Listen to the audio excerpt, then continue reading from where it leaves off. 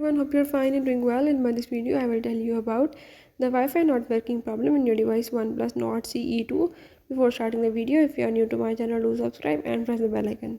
So let's move to the topic. If in your device OnePlus Nord CE2 you are having the connectivity issue of Wi-Fi, or you are having the slow Wi-Fi or disconnecting and connecting Wi-Fi again and again, or any problem regarding the Wi-Fi, you can solve all these by the method as I'm showing in this video.